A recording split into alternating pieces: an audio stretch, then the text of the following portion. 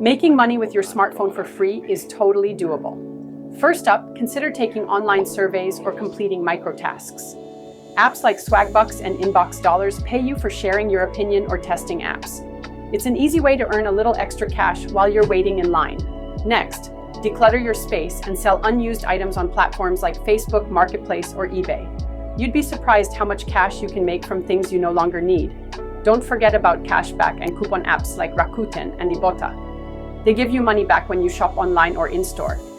Just scan your receipts with apps like Fetch Rewards for even more rewards. If you have some skills, consider freelancing. Offer services like voiceovers or data entry on sites like Fiverr or Upwork. You don't need experience to start earning. Lastly, why not watch ads or play games for money? Apps like Misplay reward you for gaming, while others like Cashwalk pay you for walking.